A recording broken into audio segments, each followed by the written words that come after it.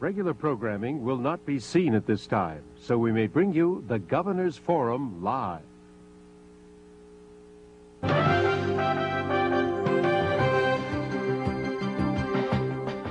New England, 6 states with incredible diversity and vast resources. It is also a region mired in economic turmoil, from banking to real estate to state funds. Tonight, live from Harvard University's John F. Kennedy School of Government, the Governor's Forum. From Maine, Governor John McKernan Jr., Governor William Weld of Massachusetts, Governor Bruce Sunland of Rhode Island, Connecticut's Lieutenant Governor Eunice Groark, and from Vermont, Governor Richard Snelling. Now, Marvin Kalb of Harvard University's Joan Shorenstein Barone Center. Good evening and welcome to this Governor's Forum. I'm Marvin Kalb, and once before, back in 1983, 5 of the 6 New England governors gathered here for a discussion of their common problems and their opportunities. Tonight it's 4 governors and 1 lieutenant governor. New Hampshire, by its own choice, is not represented.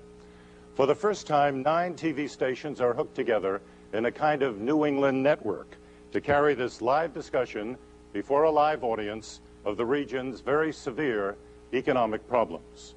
We'll be here for the next 2.5 hours, taking time out only for the 11 o'clock local news. When we return at 11:30, you can ask the questions. Those of you at home, by calling in on an 800 number, which I'll give you at that time, and those of you here by going to microphones which are set up, and you can ask your questions from that.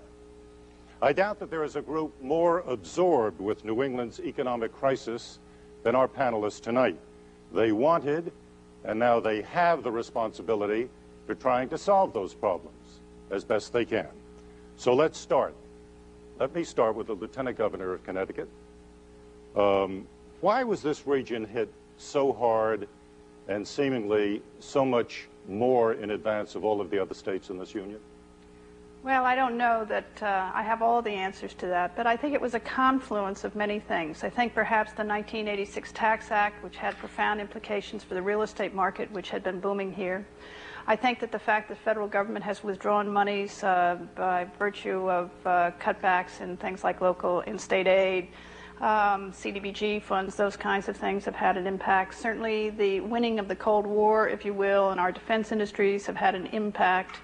I think all of those things, a host of those things all brought together at roughly the same time, were very instrumental in what is causing us today to face great shortfalls in our state's revenues and the things that we've all concerned ourselves with, namely the state budgets. Wouldn't those same factors, Governor McKernan, have been in play in other parts of the United States as well? Let me make a couple of comments, because I'm I guess the only governor here who has lived through the good times and the bad. Governor Snelling had been governor right before the boom really hit in the mid-1980s.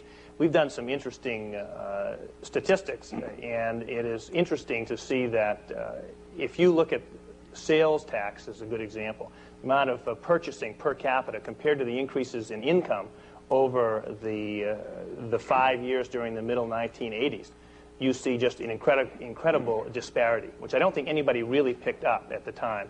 But people were spending way beyond their means, and they were buying a lot of the real estate that was being developed.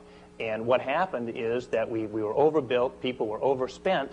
At the same time that we started cutting back on the defense budget, we started having problems with the electronics industry in this region. And so the region that had grown the fastest all of a sudden just stopped dead. And we are still at a point in 1991 where our sales tax revenues, and therefore the sales that are taking place in the state of Maine, are below the 1989 level. And we still haven't made it back, and I think that happened to all the states. Was that true also for the revenues that you have from your corporations? Because I would think also that the corporate tax, which must yield something, is in the same. Our corporate income tax revenues at this point look like they will be below 1988 levels. Governor Well? Well, I think we had a superheated real estate economy. It may not have been quite a South Sea Island bubble, but it was pretty bad. And when you have something like that going on for 2 or 3 years, you pay a price in terms of contraction when the economy begins to correct itself. And I think it's going to take more than 2 or 3 years for the effects of that overheating to be fully eliminated. I think there was another factor in Massachusetts that may have been particular to us. We had a number of tax increases in a period of just a couple of years, and I think that had a depressing impact on the economy because of undermining both consumer and business confidence in the ability of the state of Massachusetts to manage its affairs. We were going back to the well for $1 billion in taxes every year. That's no way to run a railroad, much less a commonwealth, and I think that took its toll in this state. Governor Snelling, would you like to join us? Sure. I think that I agree with all the governors. I think there's another factor as well. I think New England had very significant employment in years gone by in textiles and shoes and a number of the older so-called mill industries, and they tended to die out or to diminish at about the same time, and so they tended to be replaced with some, at the time, brand new, rapidly growing industries, call it high-tech if you will, computer, communication. And I think that for most of us, those industries matured at just about the same time. So we had some years of extraordinary growth, driven by the extraordinary growth in those industries, and they matured at about the same time throughout New England. There really isn't much growth in the computer industry in New England at the moment. There's still some computer growth elsewhere in the United States, but it's a kind of computer and software which is more likely to provide employment in the far west than it is in New England. I'm not really sure that I understand that. Governor Sondland, why should that be? Why should the computer industry be stronger out in the west than it is here? Well, it isn't. I really don't know. I've only been governor 116 days, and I've had too much to worry about at home without worrying about the Middle West. To answer the general question about New England, I agree with what's been said about the real estate bubble. We went on a binge on real estate development. But beyond that, we all were hit, I think, somewhat by the cutback in defense. But I really can't blame Rhode Island's problems on some national trend. We've got a recession in New England, to be sure. But the year we're in right now happens to be the biggest revenue year in the history of Rhode Island. And last year was the next largest.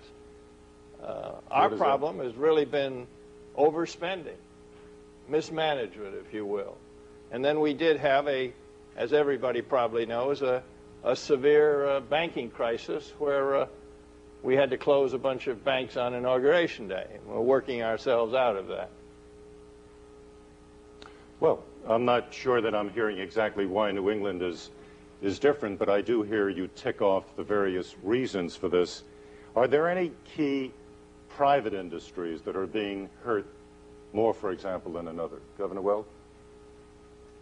Well, our economy in Massachusetts is very dependent on the service sectors of the business, and I tend to think that's more good news than bad news. I think it means that we may be better poised to grow our way out, and industries like financial services, medical services. One thing for sure is we are getting an increasingly global economy. Our competitors are just as likely to be in Singapore or Seoul as they are in Sudbury. And I think for states that have a relatively technologically based economy as opposed to a 1940s style manufacturing based economy, that could be good news coming out of these downtimes. So, we've been hit in every single industry. We've lost 250,000 jobs in the last 2 years, 250,000 jobs in a state with 6 million population. That's a lot of jobs. It's hit us all the way across.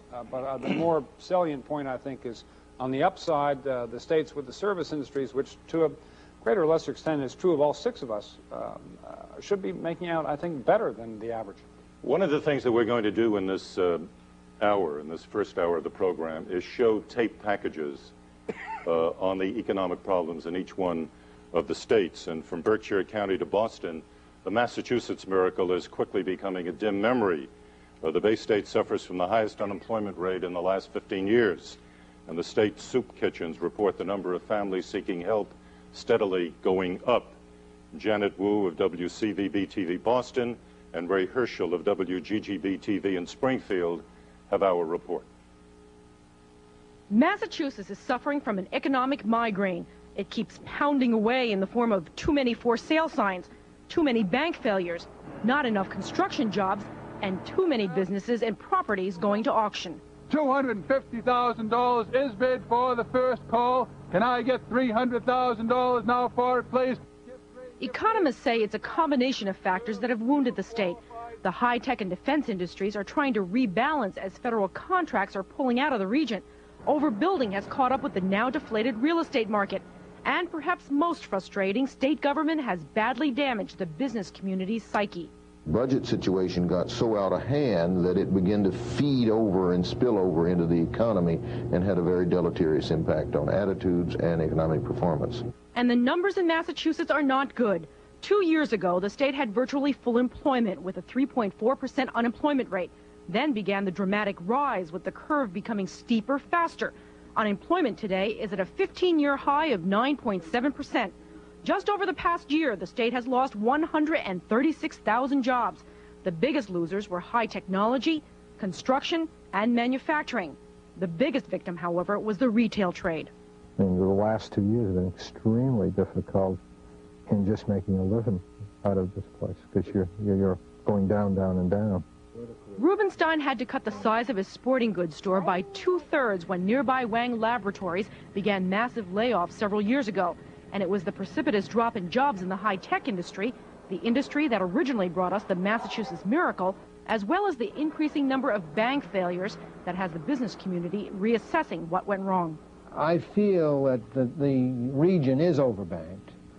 We have more banks per capita, I think, than any other region in the country. But even the most pessimistic observers say all of this can and will turn around. The only real barrier is a political one. Beacon Hill refused to acknowledge the problem back in 1988 when the first signs of economic stress cropped up. Since then, it has taken too long to cut the budget, and once it did begin to eliminate spending, as well as old political leadership, it acquired even fewer dollars. Tax revenues had been growing steadily, but 2 years ago, it began a free fall until a $1 billion tax package was approved by the legislature. Today, even with new leadership and slightly higher revenues, the mood is still bleak. The business people tell me when we have a slug of wild turkey and talk through these things seriously that they've got a window about 18 to 24 months to wait for a resolution of these problems, and without that, they're going to leave. For the Governor's Forum, this is Janet Wu in Boston. The length of the unemployment line tells the story in western Massachusetts. The jobless rate now tops 10% and is climbing. More people like Leroy Walter are not only losing their jobs, but are losing their homes as well, and are forced to turn to emergency shelters. A divorced father of 3, Leroy is ashamed to see his children. I haven't seen them because I didn't want them to see me homeless or anything like that. For those who haven't lost their homes, prices have risen more than 200% in the last decade, and lower interest rates have only now made them more affordable. The tough economic times are also being felt by the city of Springfield, one of the cities hardest hit by local aid cuts. Mayor Mary Hurley had had enough. We're going to sue the state. I've had it. That's it. State university officials are also frustrated. Furloughs and state budget cuts in education are taking their toll.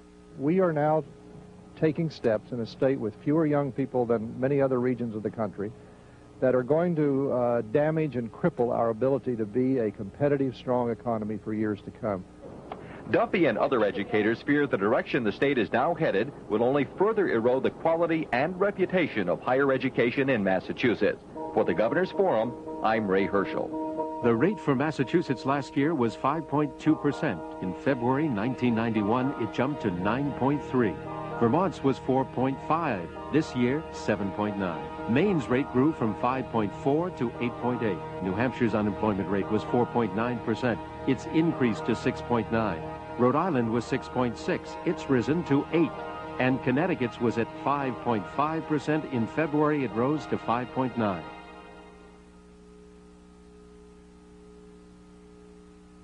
The Governor's Forum is brought to you in part by True Value Hardware Stores. You can do it with True Value. And by New England Jeep and Eagle Dealers, where you get the advantage of quality and value. Rediscover America with Jeep. The 50th anniversary Jeep sale with discounts and cash back on Jeep Cherokee. Big savings on Jeep Wrangler. factory-to-dealer incentives can save you even more. The 50th anniversary Jeep sale. Don't miss it. There's only one Jeep.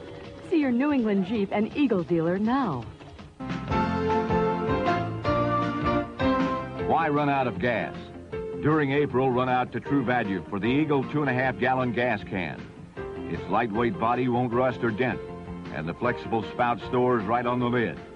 Keep an empty one in the car for emergencies and a few in the garage for lawn equipment. In April, the Eagle 2.5-gallon gas can is just $2.69 while supplies last at participating True Value hardware stores and home centers. They had just about given up before I got there. They knew they qualified for a Medicare benefit, and no matter how hard they tried, they couldn't get it paid. But I've been trained by AARP. AARP's Medicare and Medicaid outreach program taught me how to get to the bottom of Medicare problems. They're not asking for special treatment. They just want the benefits they deserve. I'm just here to help make sure they get them. AARP, making a difference. We're in the money. We're in the money. We've got a lot of what it takes to get along. We're in the money. The skies are sunny. Oh, bad depression, you are through. You done us wrong. We never see a headline, not a red line today. And when we see the landlord, we can look that guy right in the eye. We're in the money. Come on, my honey. Let's spend it, let it, spend it, roll it along.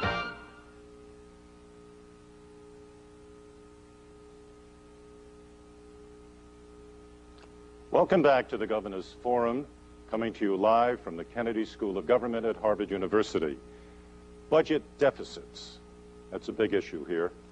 What specifically, Governor McKernan, to start with you, what specifically do you think should be done to lower them without at the same time hurting the quality of public education and the general standard of living in New England?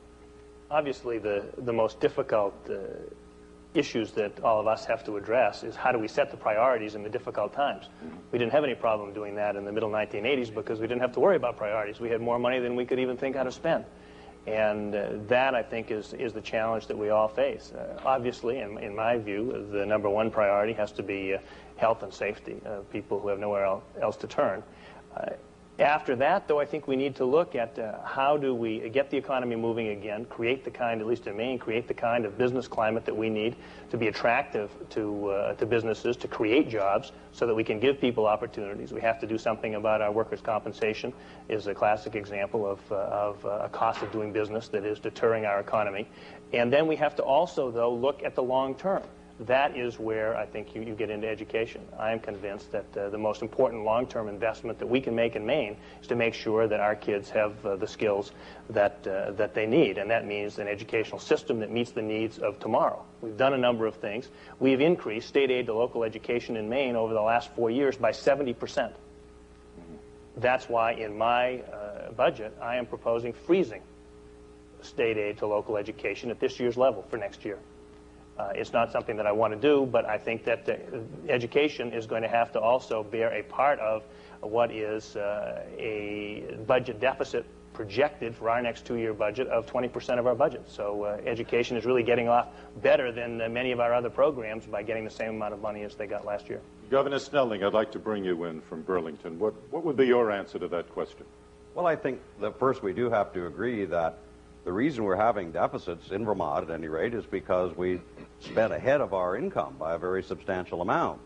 We got on a spending track which was sustainable only in those extraordinary periods. Now, that's good news and bad news. The deficits is the bad news. The good news is that even if we level fund or hold spending growth to a very slow rate, that we will still be spending more next year than we probably would have spent had we increased much more gradually or more reasonably over the last 3 or 4 years. So for us, getting rid of the deficit means holding spending down, getting it under control, making the kind of decisions that really haven't been made in the last few years. Now, because things are so bad for us, it also means for a short period of time some extraordinary tax increases, which I hope our legislature will agree to sunset. In other words, that we'll do away with those high taxes in 2 years, and by that time have gotten our spending under control so that it'll be at a sustainable level at affordable tax levels. Governor Groark, would you say these very high tax increases are almost built into the problem of trying to lower the budget deficit? Well, I think your original question in some ways sort of begged the question. The problem is that we have such a strong deficit, or such a large deficit, that we're really in a reactive position, that we have to, by state statute in Connecticut, balance our budget. And we have got to take every possible measure that we can in order to do that. What we set out to do was to cut expenditures, which we did. We're coming in 2.3% below what last year's level was. We have then gone to the state employees, asked them for concessions, which they have made big sacrifices for us. And we then had to get together a revenue-raising package. Yes, we're going to have, in fact, we're embarking on an initiative to install an income tax in Connecticut to help us with these problems. And we've also created a sinking fund to help pay off the rest of the debt. The whole economy, in terms of the state's viewpoint, is driven by a deficit. It's not driven by what we might like to do or the new kinds of things, initiatives that this administration would like to take. It's driven by the fact that we've got to pay the bill. Same in Rhode Island, I would imagine. Rhode Island has the dubious distinction of having, on a percentage basis, the largest deficit in the United States. Good for you. Thank you. Making the rest of us look good. And we've attacked it in two budgets. I came in with a revised budget in February, which the legislature passed. We've now got the fiscal 92 budget up before them. And as I'm sure all of us would agree, there are only two pots of money in state government: human services and education. In this kind of a recession, with people out of work, high unemployment, a bank crisis where people can't get their money, some people, I frankly made the decision that I was not going to cut human services. I was going to leave the safety net out there for the disadvantaged who have no place else to go, as Governor McKiernan said. I took the cut out of education. I think I'm an educator. I believe in the future. But I think that the cuts that I took out of education can be offset by deferring teachers' salaries, which in Rhode Island average close to 7% a year, not reducing them, just deferring the increase for a year, and by making some administrative cuts at the top. We've got too much administrative expense. The classroom and the students will be left alone. Governor Well? Well, I see things a little bit differently, Marvin, than some of my friends and neighbors, and they are my friends and neighbors. But because of the history in Massachusetts with 4 tax increases in 3 years, even though we did get one of them repealed, I think the most important thing for us is fiscal stability and not going back to the tried and true recourse of either taxing or borrowing to close our budget deficit. So in answer to your question, how do you meet the gap? I think you meet it by cutting, by shrinking the size of state government, and that's what we're doing in Massachusetts. We are not, unlike a number of the neighboring states, raising taxes to bridge the deficit. We're doing it solely by savings and cuts. I have a feeling we'll come back to that issue, but it's time now for our second tape, which is from Connecticut, which is being confronted by several crises at the same time. A budget deficit that is said to be one of the largest in New England, and a faltering economic climate that have forced any number of businesses to close down and move out of state, taking jobs with them. Mark Davis of WTNH-TV New Haven has more. When the historic Hartford Aetna building went down over a year ago, it was just about the time when people started to notice that the Connecticut economy was collapsing as well. The bank that owned the building said it was going to put up another giant skyscraper. But more than 1 year later, the project is still on hold, and this is just another corner vacant lot in downtown Hartford that's gaping testimony to the state's economic slump. The booming 80s, which saw Hartford's skyline grow by leaps and bounds, had come to a crashing close. We had overbuilding as a result of very easy money available to development and construction. The financial anchors of the state, the insurance companies, began to falter, some for the first time in over a century. The Aetna has had to announce layoffs. The Travelers has had its first losing quarter in history. The overbuilding has had its hangover effect, and all financial businesses, to some extent, are now suffering from that hangover. One of the biggest hangovers came when the Boston-based Bank of New England collapsed at the beginning of the year, taking the Connecticut Bank and Trust Company with it. Since then, several more state banks have gone belly up. The defense industry makes up the biggest manufacturing segment of the state economy. From submarines to jet engines and helicopters, the so-called peace dividend has taken its toll here despite some recent good contract news. The defense industry was booming in the 80s as we had a nationwide buildup, and that's been slowing down. Clearly, defense spending has been cut and has been slowly, not drying up, but it's not as healthy as it was. State government also boomed in the 80s. The General Assembly participated by building a multi-million-dollar palace called the Legislative Office Building. The state of Connecticut is one of the biggest businesses in the state. It employs the most people, has one of the biggest budgets, and the biggest budget crisis. The Connecticut state budget deficit is the worst in the nation. To deal with that, the state's Republican-turned-independent governor has announced massive cuts in spending, employee layoffs, and what has traditionally been political taboo here, a general income tax. The adoption of a personal income tax of 6% of adjusted gross income in excess of $25,000 for joint filers and $12,500 for single filers on July 1. The announced layoffs have brought demonstrators to the Capitol. And the income tax, the budget cuts, and the layoff notices have prompted booing at the governor in public appearances. The state constitution requires the governor and the General Assembly to agree on a balanced budget by the 1st of July. Putting together a compromise between the Democrats, the Republicans, and the independent governor could be as fragile as a building loaded with dynamite. In Hartford for the Governor's Forum, this is Mark Davis. For fiscal 1991, these are approximate deficits for the New England states.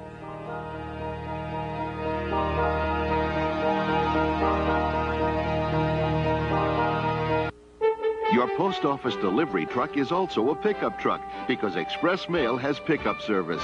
Call us and we'll pick up as many packages as you have, all for one low price of $4.50. You're guaranteed next morning delivery with Express Mail service at our low cost of just $9.95. So call 1-800-333-8777 and we'll be over to pick up your overnight packages for you. We're your postal service. We deliver for you.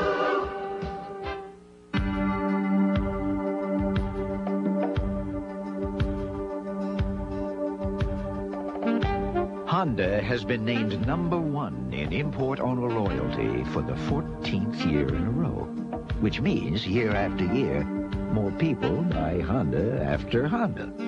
Why? Because you get what you pay for. The Accord Lease Program. See your nearest Honda dealer for details. Why Jordan Marsh? Because it's the Jordan Marsh one-day sale. Get incredible savings of 25 to 50% for just one day, Wednesday only. That's why Jordan Marsh. Charlotte's a simple, practical girl. Though she does seem to have one small passion. Haagen-Dazs vanilla almond bars. She calls them her little indulgence. But even then, she eats them with such reserve. She's really just an old-fashioned girl. That's why I love her. Rich, creamy Haagen-Dazs ice cream. Taste the passion. 94 ways to love your baby. 18. Take your baby out for some fun. 53. Take your baby to all the best places. 94. Fill it up. Ultra 94. When your car's your baby, it deserves a gasoline as special as Sunoco Ultra 94, because only Ultra gives you the highest octane under the sun with great detergency. 28. Let your baby flex his muscles now and then. 94, Ultra 94.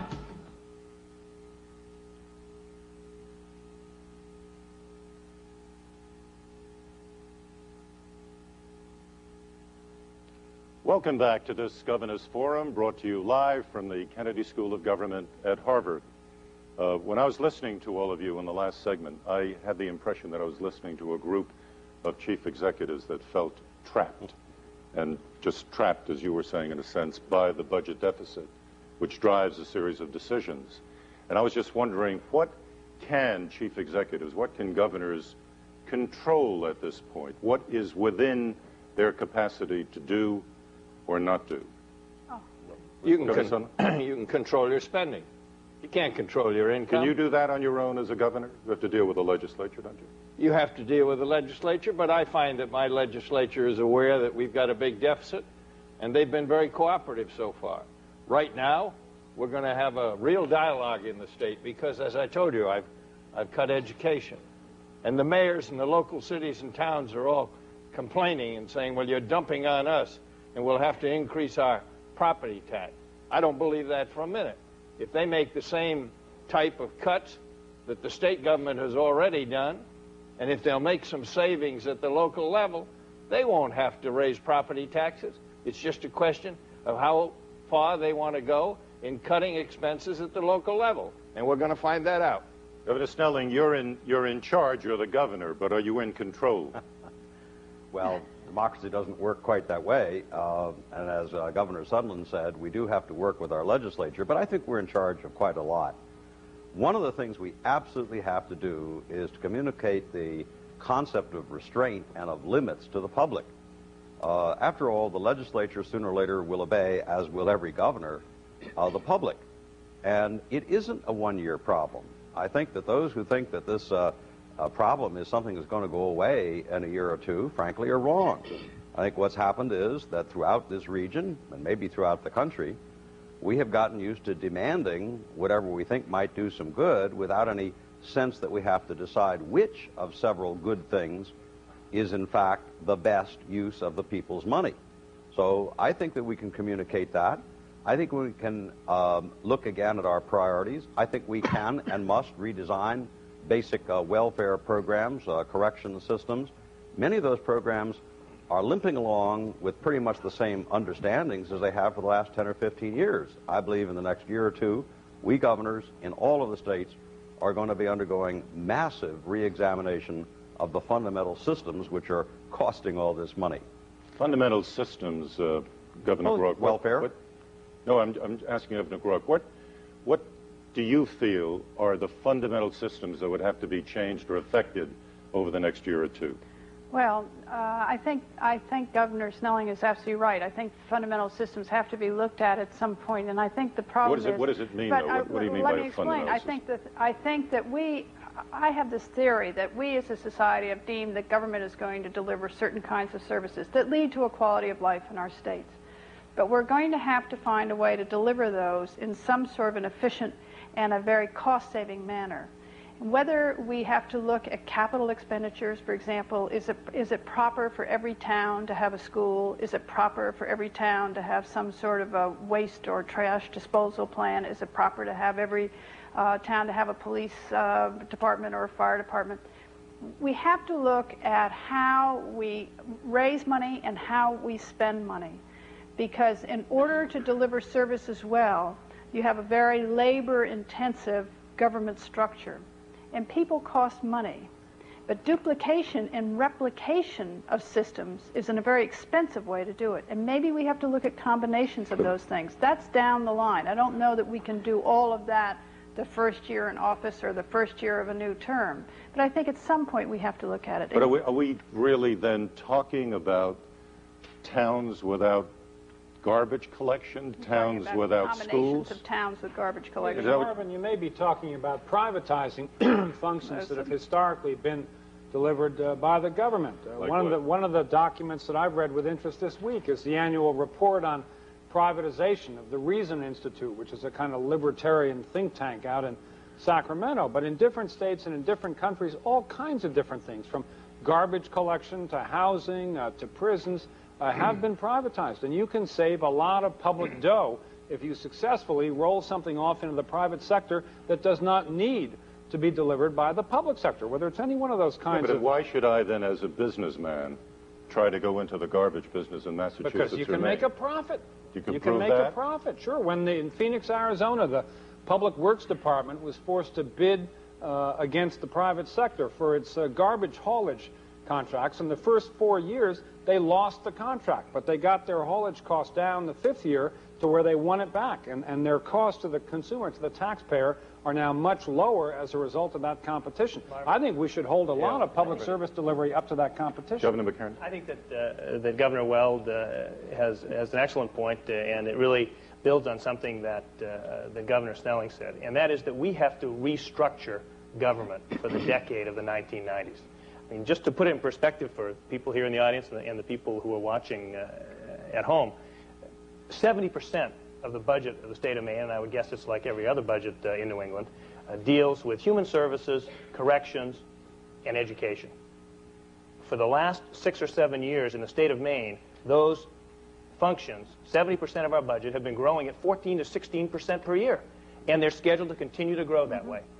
Now, after we get through this pause in our economy, even when the good times return, we're going to be talking about 6 or 8% growth in revenues.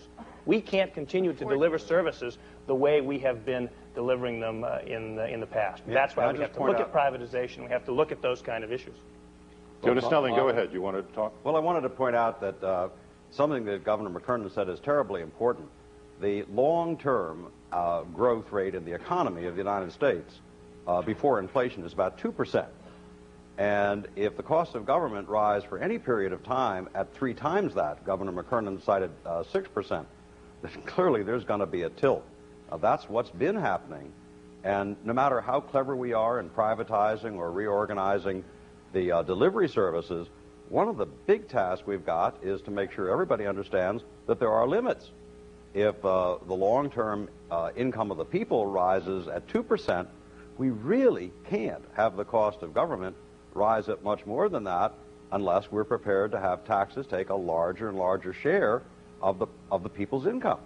Well, our next tape package at this point, picking up a number of the points that have just been made, is from Rhode Island. When Governor Sunland took office last January, he inherited failed credit unions, a state budget shortfall, and a sagging housing market. Diana Kelch of WJAR-TV in Providence has this report. It seems whichever direction you look in Rhode Island, the state is in a state of crisis. Unemployment is at its highest level since 1983. The state's largest employer, Electric Boat, is predicting layoffs, even threatening closure. Income taxes are up, real estate sales are slumping, consumer confidence is down. Making things worse, the shutdown of 45 banks and credit unions when their private insurer failed. 300,000 anxious depositors were unable to get at their funds. Amidst charges of political inside dealing and mismanagement, depositors rallied.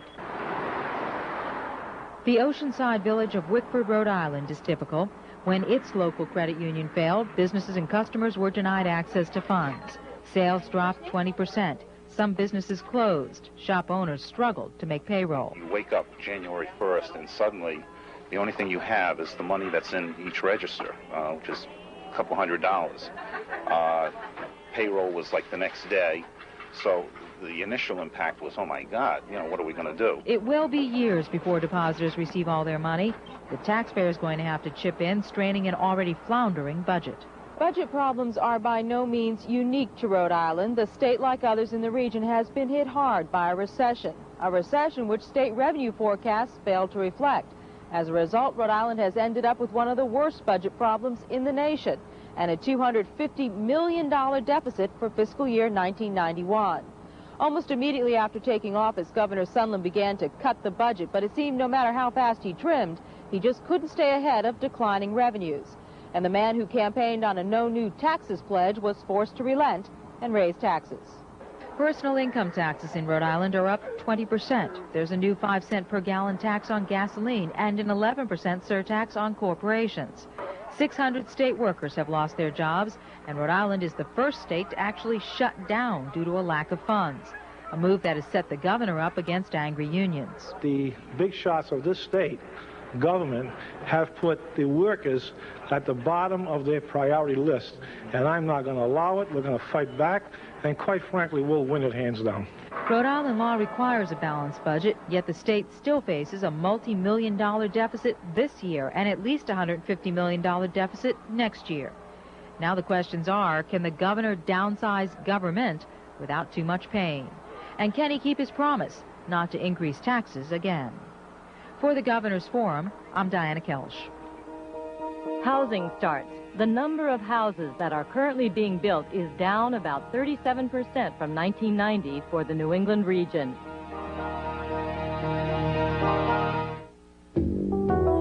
Satin days, satin nights, satin all around you. One rich coat, year to year, always seems brand new. Satin walls, satin dolls,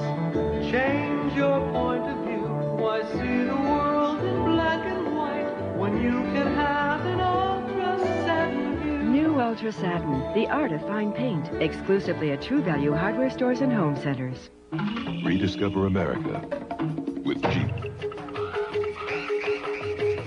The 50th anniversary Jeep sale with discounts and cash back on Jeep Cherokee. Big savings on Jeep Wrangler.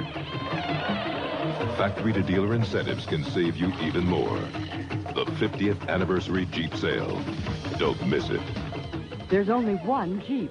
See your New England Jeep and Eagle dealer now.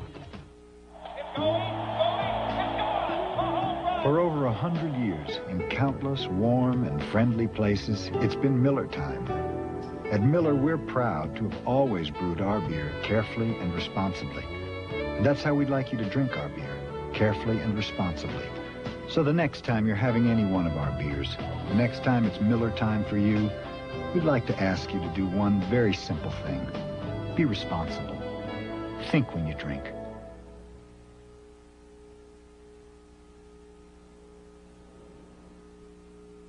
Welcome back to this Governor's Forum, brought to you live from the Kennedy School of Government at Harvard. It seems to me that if I were watching this program, rather than just being here with you and listening to it, I would say I've listened to a lot of what you've got to say, and now sort of stop all of that stuff and just tell me how much longer this is going to last. I mean, when is the economy going to begin to improve? Well, in Connecticut, we have tried to inspire the economy through the budget. I said earlier that we're in a very much of a reactive position, and we are because of the deficit. But we have what I call 2 points of light in there.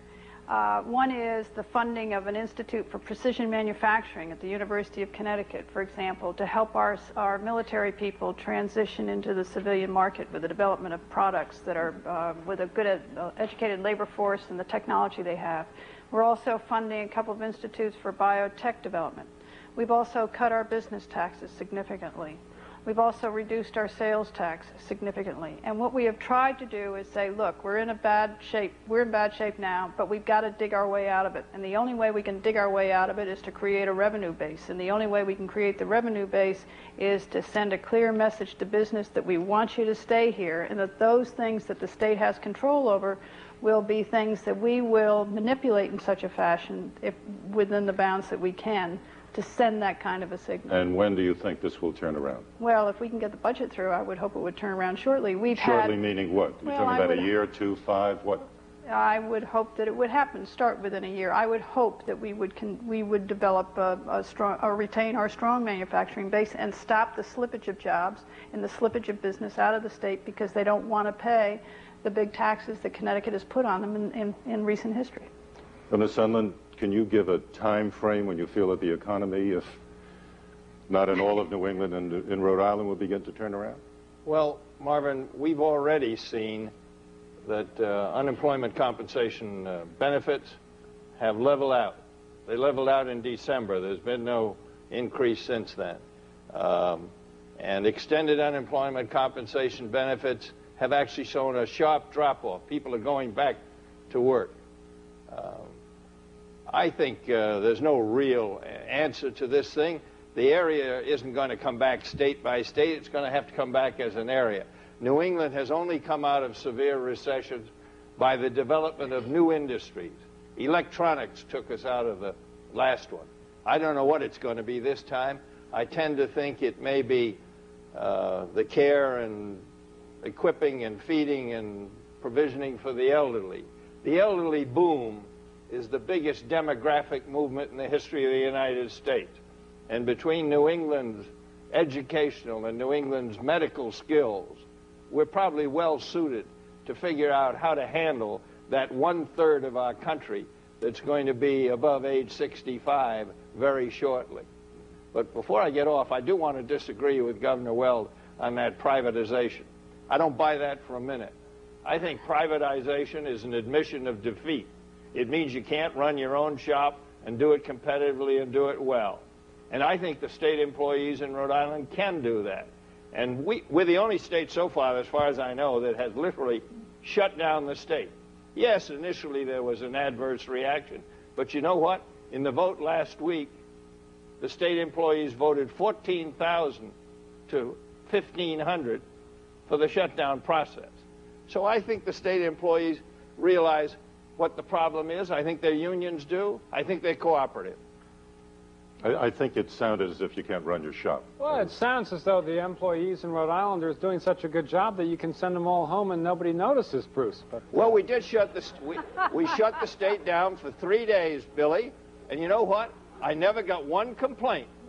This Nobody complained about the absence of state government. Confirms the somewhat conservative views some of us hold about state government. Let me answer your question. I would like to hear an answer. Marvin, I think it's within 12 months. So your film clip there on Massachusetts said the CEOs are waiting 18 to 24 months to see if there's a turnaround. If they do that, I think we'll be in fine shape. We're already off the bottom in terms of the residential real estate market. That is already picking up. We've got a huge overhang in the commercial real estate market, which hits you in your banking industry and contributes to the credit crunch. And of course, the commercial real estate market itself is a disaster. But I think we're going to see some development in some of these high-tech areas, whether it's medical, as Bruce says, or whether it's financial services, whether it's establishing Boston as the capital of the Atlantic Rim, so to speak, for trade purposes.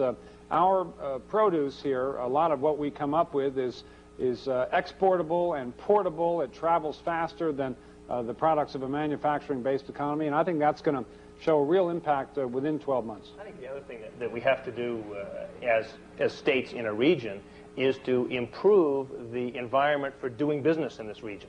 And frankly, it's too costly in many of our states.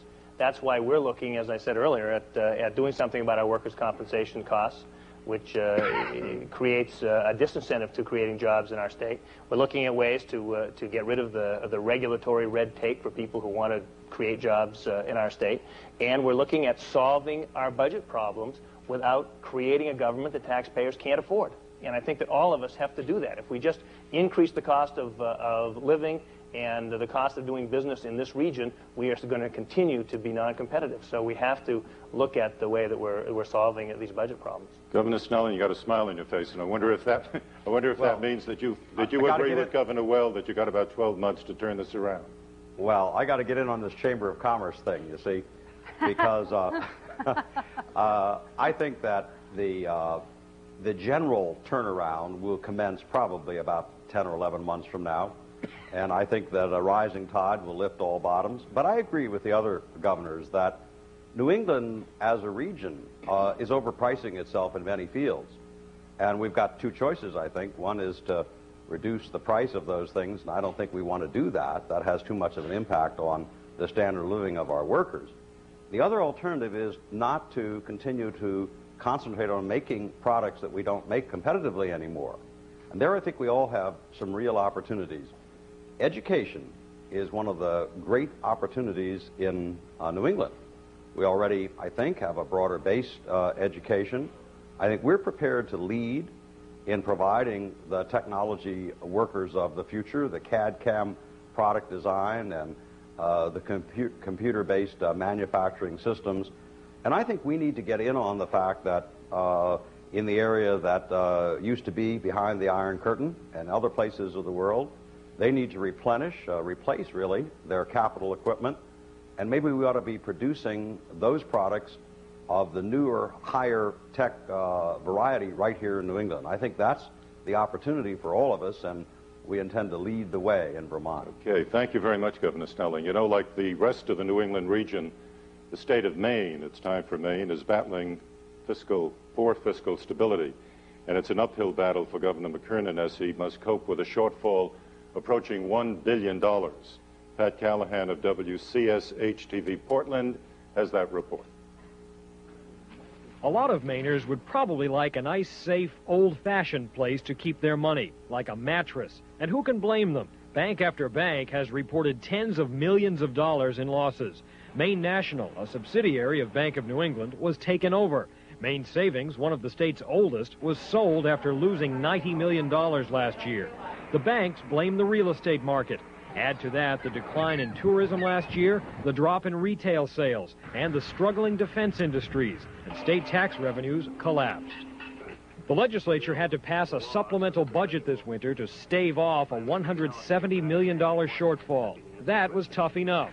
For the next biennium, they have to make up as much as $1 billion, a daunting task in today's political climate. Political divisiveness and even bitterness are nothing new, of course, but this year the rancor has reached new levels that threaten to paralyze state government. Many partisans still have not gotten over last year's bruising gubernatorial race, so neither side trusts the other, and neither seems willing to compromise. The House Speaker blasts the governor for being disengaged from the process. The governor says the Speaker needs to keep his hands off the Appropriations Committee, and the debate rages on over whether fundamental change is possible. We have created a government that the taxpayers of Maine can't afford. It's that simple. We have one of the most liberal welfare systems in the country.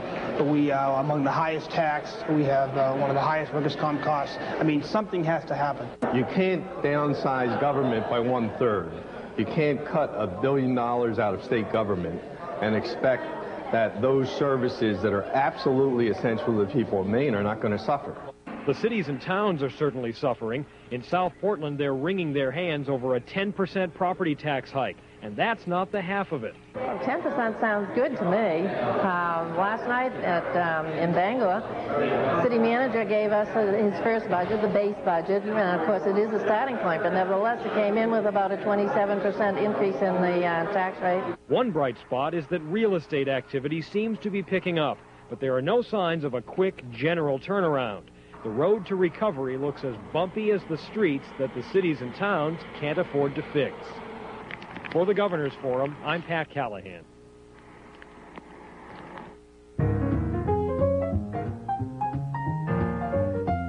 According to statistics, 1 out of 4 people will be injured this year, and nobody expects it to be them. So it's good to know that Blue Cross and Blue Shield is introducing all kinds of new low-cost health plans. Because no matter how much or how little you spend on a health plan, when you need care, the odds are you'll want the best. Why Jordan Marsh? Because it's the one-day bedding sale. Serta Bartlett mattresses and box springs are on sale. One low price of $88 each piece for any size. It all starts tomorrow. What good is good for me if it doesn't taste good? Frankly, I can't worry about every little crumb. Before it goes here, it's got to taste right here. Lotta, it's not butter, not margarine. It's made a whole new way with skim milk for the fresh taste of butter, but half the fat and calories. Personally, I want to eat like a normal person and not worry about it. Lotta, the right way to say taste. Don't take away all my caffeine. Hey, I try to be good. I eat bran. But I'm human. I love coffee, and I like caffeine. You can take away some. Little, maybe. Okay. Take half. New Hills Brothers Perfect Balance Coffee. Finally, all the taste of regular with half the caffeine. Perfect Balance is the perfect balance, and you can taste it. I'll give up the other half in my next life.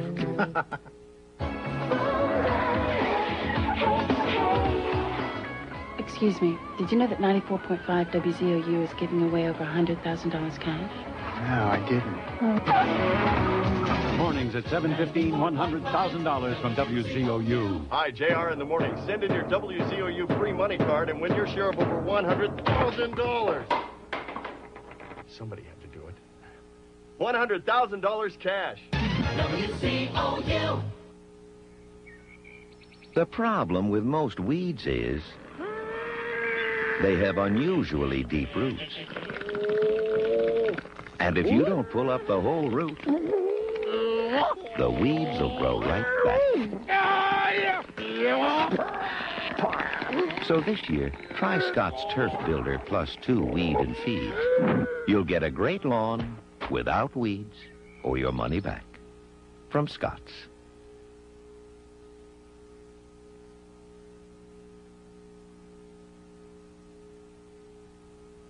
Welcome back to this Governor's Forum, which is being brought to you live from the Kennedy School of Government at Harvard. We have already had 4 discussions with the governors about particular problems in the economy, and we have shown 4 tape packages. And now it is time for the 5th. The Green Mountain State has hit hard times. Unemployment is climbing, In the Northeast Kingdom region, it has reached double digits now. But it wasn't that long ago that the state was enjoying the best of times. So the question, what's happened? Judy Simpson of WVNY-TV in Vermont has that report. Vermont is famous for its pristine landscape, but there's nothing pretty about the state's fiscal health. It's not just that some industries are declining and others are growing. We've got industries declining, some basic industries, and there's nothing to take their place. And so we've lost a tremendous amount of jobs in Vermont in the last 12 months. We've lost about 5,000 jobs, which in Vermont is a lot. It's about 2.5 or 3% of all of our workers. The January unemployment rate in Vermont was 8.9%, the highest rate since the 1970s. Not only are companies cutting back, so is state government. Over 200 state workers will be laid off, 400 positions eliminated. The Vermont legislature this year considered the biggest tax package in state history, $81 million in new taxes, to help stem a growing deficit that could reach $150 million in fiscal year 1992. I mean, right now, the state of Vermont is among the top dozen taxed states in the United States. The tax recommendations that the governor made to the legislature will bring us up into the top half dozen, if not the top 2 or 3. The banking industry in Vermont has not been as hard hit as banks in southern New England. Some credit the state's tough Act 250 land use law for discouraging overbuilding. One developer who's very familiar with the Act 250 process is Ben Frank. He's been trying to build a mall on this land in Williston for years. He says if local and state officials had given him the necessary permits, it would have been a financial shot in the arm for the entire county. The town of Williston has lost tax revenue which it sorely needs. Construction workers have not been given work which they sorely need. The consumers have not been given an opportunity to choose in the marketplace. In fact, construction has come to a screeching halt in many Vermont towns. The South Burlington zoning office has seen permit applications plummet. The total value of new construction were down 77%, from $1.3 million to $300,000. So you can see it as a substantial drop. What about the future? Vermont's economy traditionally lags 6 to 9 months behind the rest of New England, and experts say a rebound is not expected anytime soon. For the Governor's Forum, I'm Judy Simpson. Well, I think that we've learned a good deal already about the sorry state of the New England economy. We've heard, for example, from Governor Weld and from Governor Snelling, a somewhat small blip of optimism that perhaps there could be a turn in the economic corner, and perhaps we'll see an upturn within a year. I think Governor Snelling said 10 to 11 months. And there is also the feeling, of course, that the budget deficit may be trapping chief executives, not being able to cope with these problems directly in terms of the way in which they can affect decisions. That was certainly an impression that was left with me.